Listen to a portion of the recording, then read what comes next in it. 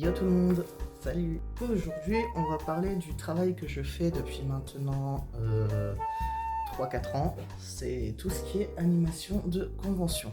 Donc en gros, moi j'appelle ça... comment on te dit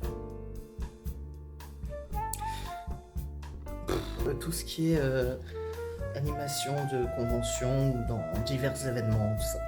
Donc il faut savoir que j'ai commencé en 2022, donc comme d'habitude j'ai une petite fiche pour faire point par point. Je vais essayer d'être concis parce qu'il y a énormément de choses. Et du coup j'ai commencé en 2022 à Japan Expo Sud. Il faut savoir que en 2022 j'étais de base exposant. Donc j'étais exposant pour Japan Expo Sud à l'époque où c'était pas si cher que ça, mais quand même très abusé pour une table et deux chaises. Et c'est surtout mon mentor Idriss en fait qui a fait que j'ai commencé ça. D'accord, à moi. Donc du coup, il faut savoir que déjà dans un premier temps, niveau se faire reconnaître animateur de convention, c'est assez galère auprès de l'URSSAF parce qu'on est en auto-entrepreneur, hein, faut qu'on se dise, c'est comme être intermittent du spectacle. C'est une sans nom pour se faire reconnaître. Donc l'intitulé en fait sur le papier de l'URSSAF, il faut organisation de salons et de foires. En soi, c'est pas logique, mais c'est pas bête non plus, parce que c'est vrai qu'en tant qu'animateur, on fait entre guillemets partie de l'organisation, parce que l'organisation du planning, des fois, c'est nous qui aidons pour qu'on puisse, que ça soit fluide sur scène, etc. etc., etc. Donc comme c'est en ponctuel, en fait, il faut avoir des ressources à côté, parce que si on n'a pas plus de 2 conventions par mois, et ben on se retrouve vite sur la paille, vraiment. Et voilà. Donc on est constamment en recherche sur toutes les conventions existantes en France ou ailleurs, parce que oui, des fois, à l'étranger, il y en a qui cherchent des animateurs de convention, ils ne trouvent pas, et des fois... Pardon. Et voilà que ça recommence. Et du coup, des fois, il fait que quand à l'étranger ils trouvent pas, ils sont prêts à payer le prix pour faire venir des intervenants d'ici et d'ailleurs. Donc voilà. Aussi, il faut savoir que faut gérer un stress vraiment colossal. Pour les personnes pas stressées, ça va. Mais pour moi, par exemple, je suis quelqu'un de stressé habituellement. Il faut souvent, enfin pour moi, en tout cas, il y en a qui disent vous pouvez arriver le samedi matin. Mais pour moi, non. Moi, en fait, l'idéal... Décidément. Alors, pour moi, l'idéal, faut arriver le vendredi soir. Ou le vendredi dans la journée. Pourquoi ? Parce que le vendredi, en fait, c'est souvent le moment où les conventions s'installent. Donc du coup, ils sont dans l'endroit où la convention va se tenir. Il y a les organes forcément principaux qui sont là. Donc on peut récupérer tout ce qui est badge, les accès, etc. Faire les tests micro, ça c'est important. Rencontrer les teams d'ingé du son, etc. Parce que ça aussi c'est important. S'il faut leur donner déjà des clés, par exemple, si vous voulez... moi je sais que je le fais depuis très récemment, c'est avoir une bannière derrière mon dos, en fait, quand il y a un écran LED ou un projecteur. Oh, désolé. Pour justement mettre ces infos de réseaux sociaux. Donc, parce que ça c'est, mine de rien, les réseaux sociaux nous aident énormément en tant qu'animateurs.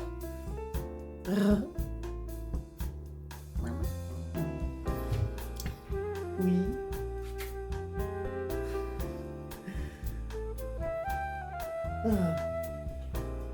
Tu veux faire la vidéo avec moi?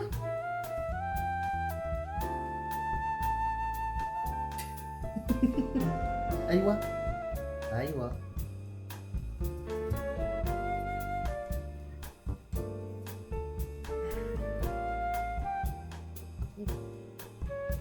Coucou la caméra. Coucou.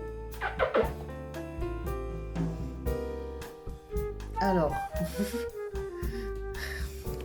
aussi un truc vraiment super important qu'il faut faire pendant la convention, c'est gérer son temps. C'est-à-dire, faut pas hésiter d'avoir son... Alors, c'est peut-être un peu bizarre ce que je veux dire, mais faut pas hésiter à avoir son téléphone sur soi dans le genre où... Comme ça, vous pouvez vous mettre un minuteur. Moi, j'ai une montre connectée, ça m'aide énormément pour avoir constamment l'heure sur soi. Parce que c'est vrai que quand on est sur scène, on n'a pas tendance à regarder l'heure et des fois, on a envie quand on fait des animations que même nous on aime, ou quand on fait interview des intervenants, des mangaka, etc., c'est vrai qu'on a tendance à vouloir grappiller un peu pour même nous en apprendre plus. Mais ça, franchement, c'est un gros piège. Parce que... Aiwa, non. Et... Désolé. Donc c'est un gros piège, il faut vraiment... pas trop déborder, parce que surtout c'est des fois ce qui pêche, c'est que du coup vous finissez en retard et souvent ça les orgas ils aiment pas. Aussi évidemment je pense que ça tombe sous le sens, mais c'est bien de le rappeler, il faut être à l'aise à l'oral et savoir parler devant un public, parce que des fois en fait certes il n'y a pas tout le monde qui va s'arrêter devant la scène, parce que ça fait que passer, repasser. Mais les gens qui vont s'arrêter, ils vont vous écouter, donc il faut savoir continuer de parler. Moi, c'est pour ça que j'hésite pas en convention à tutoyer tout le temps. C'est-à-dire que par exemple, je dis ça va TGS, je suis content que tu vas bien, moi aussi ça va bien. Des trucs comme ça, hein, mais ça, et aussi surtout, quand vous discutez en fait sur scène, entre les animations par exemple, en attendant qu'il y a un intervenant qui arrive, il faut savoir combler. Il faut savoir combler les vides, parce que quand il y a personne qui répond à vos questions, faut savoir en fait entraîner ton public, parce que sinon ça devient très compliqué, et souvent forcément les gens finissent par partir, alors que l'animation d'après peut les intéresser, tu vois. Je veux pas dire aussi qu'il y a que des mauvaises choses, évidemment il y en a des excellentes comme il y a des mauvaises. Moi personnellement j'adore mon travail parce que ça me permet de voyager et d'être payé en fait à voyager littéralement. On découvre forcément plein de conventions des fois qu'on connaît même pas. Genre il y a des conventions que j'ai découvert que je ne connaissais pas et je me suis éclatée. J'ai pu rencontrer en fait tellement de gens avec ce travail. J'ai pu rencontrer notamment Monsieur Poff, j'ai pu rencontrer Phil Drong, j'ai pu rencontrer Dina, que je vois à chaque convention. J'ai pu rencontrer Christopher Lloyd, j'ai pu rencontrer l'acteur de Simus de Harry Potter, dans Harry Potter, je ne sais plus son nom, désolé. Ça permet de rencontrer des orgas aussi, parce que mine de rien, dans les conventions, il y a beaucoup d'organisateurs d'autres conventions qui viennent et des fois qui donnent leurs flyers. Donc du coup, c'est quand même quelque chose.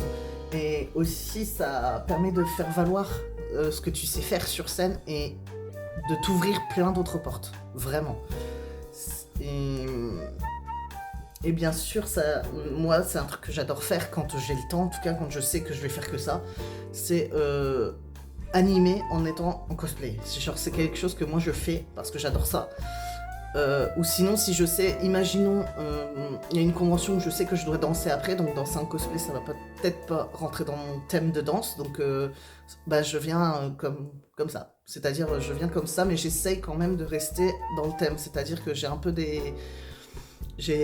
par exemple, j'ai des cosplays placards que des fois je mets pour être sur scène quand je sais que je peux pas me cosplayer entièrement des pieds à la tête. Du coup, il faut aussi, ça c'est difficile, mais il faut savoir rester pro avec l'orga. C'est-à-dire que certes, vous allez très vite vous tutoyer, vous allez très vite machin, mais dès que ça parle business, ça parle business. Il faut vraiment être carré là-dessus, parce que c'est ce qui va être demandé à chaque fois qu'ils vont avoir une question, qu'ils vont avoir besoin en fait que toi, en tant qu'animateur, tu saches leur dire moi il me faut ça. Parce que en fait t'es jamais à l'abri d'un défaut technique, la musique qui bug, la régie en retard, etc. Moi faut savoir que quand je gérais les concours K-pop de TGS à une époque, il y a une pauvre fille, son audio et il a été coupé au bout de 20 secondes alors que son passage dure 1 minute 30. Moi ça m'a fait beaucoup de peine de lui dire que on va essayer de voir avec la régie si ça peut être possible pour son passage, parce qu'elle était en larmes, elle avait tellement travaillé pour son truc que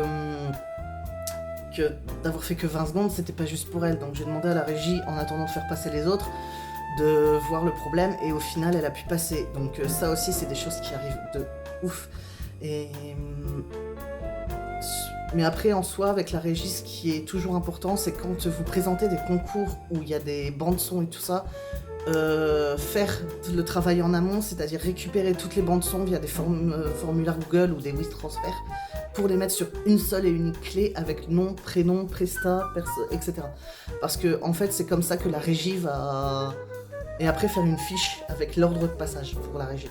C'est hyper important parce que eux, ça leur évite en fait d'avoir 1 million de clés USB et de pas s'y retrouver en fait. Et moi, c'est quelque chose que la première fois que je n'ai pas fait, mais après, bah, je l'ai fait tout le temps, donc du coup, voilà. Et au final, c'est quelque chose que les organes ne pensent pas demander aux animateurs, mais c'est vraiment que si vous faites tout ce qui est concours et qu'il faut récupérer des sons, des images et tout, faites une seule et unique clé USB, faites tout pour tout récupérer là-dessus. Vraiment, c'est hyper important. Je pense que ça tombe sous le sens, mais avoir plusieurs cordes à son arc, c'est un plus. Moi, je sais que ça m'a beaucoup aidé parce que j'ai l'hypnose, j'ai la danse, j'ai le chant, j'ai tout ce qui est cosplay. Enfin, je pense que vous commencez un petit peu à me connaître si vous me suivez depuis un moment sur les réseaux.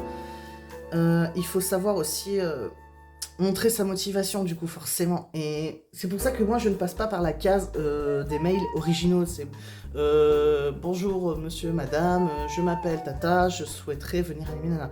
Non, moi, j'essaye d'envoyer des trucs un peu punchy, un petit peu avec plein de refs manga dedans. Et de ce que moi-même je sais faire, parce que je me dis, bah, c'est ma pub, en fait, c'est ma vitrine. Donc, du coup, essayer de présenter dans un court mail tout ce que je fais, c'est très difficile.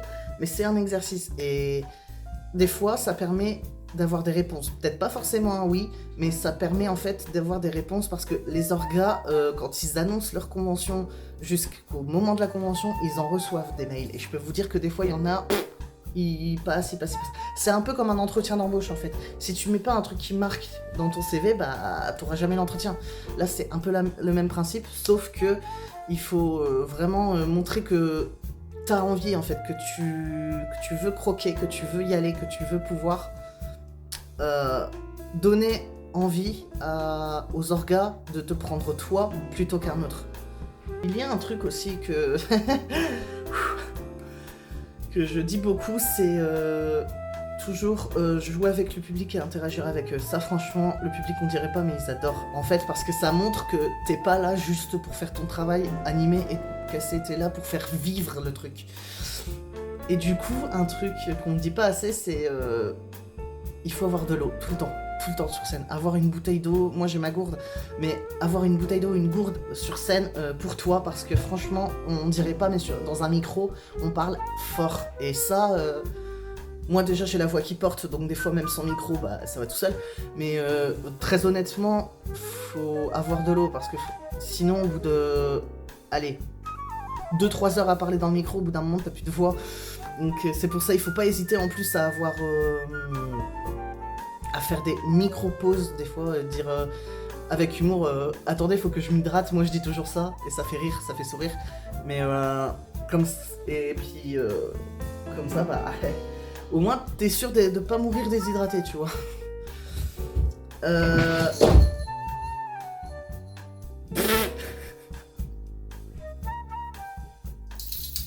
Du coup, il m'a perturbé mon chat, littéralement casser la gueule de son arbre à chat.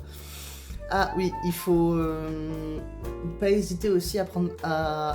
Moi personnellement, c'est pour ça que j'aime bien avoir quelqu'un avec moi quand je vais bosser. C'est faut pas hésiter à faire ou si vous êtes vraiment tout seul, de prendre, de demander à quelqu'un de l'orga de faire des photos et des vidéos pour vous parce que ça va vous servir de vitrine. Je sais que je vais tout le temps le dire, mais ça va servir de vitrine pour vos réseaux, pour votre page Facebook si vous le faites, pour plein de choses en fait. Et ça, c'est hyper important. Moi, je sais que par exemple, quand je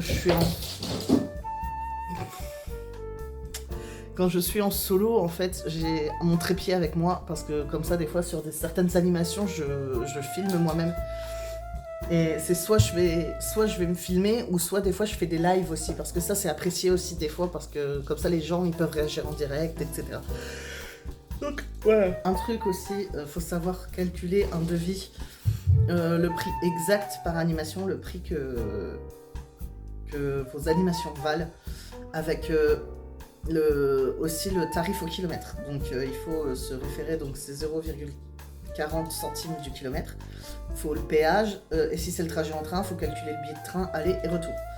Parce que du coup, c'est ce qu'ils vont vous demander en tant qu'animateur, c'est de leur envoyer un devis pour qu'eux discutent avec les organisateurs et qu'après ils donnent une réponse. Donc ça aussi, ça va être très demandé. Et du coup, il faut aussi pas hésiter à mettre les frais hôtel et repas. Parce que vous êtes invité, donc c'est vraiment... vous êtes invité animateur. Donc du coup, logiquement, si vous le dites pas, parce que eux, ça leur fait des frais en moins. Et si vous le dites pas, ils vous le feront pas systématiquement. Mais en tant qu'invité animateur, tu as normalement le repas du midi offert. Et t'es défrayé de ton hôtel. Et en tout cas, t'es dans l'hôtel avec tous les autres invités. Et ça, franchement, c'est sympa parce que du coup, des fois, moi je sais qu'en tout cas, avec les autres invités, on se retrouve souvent dans le bar de l'hôtel à discuter et tout. Pas forcément de la convention, hein, mais on discute un petit peu de ce qu'on fait dans la vie, etc. Et franchement, c'est super sympa. Et donc, du coup, après tout ça, faut faire la facture. Donc, en gros, c'est ton devis, tu le transformes en facture. Donc avec ton IBAN pour être payé le plus rapidement possible. En soi, moi, souvent la facture, je l'envoie le dimanche soir une fois que je suis rentrée, ou le lundi matin plus tard, et soit la semaine d'après ou dans la semaine je suis payée. En général, ça fonctionne comme ça. Très honnêtement, ça arrive qu'il y ait des conventions malhonnêtes qui vont tout faire pour pas vous payer. Ça m'est arrivé. Et ça m'arrive encore maintenant. J'ai une convention là, le mois prochain, ça fera 1 an qu'elle m'a pas payé.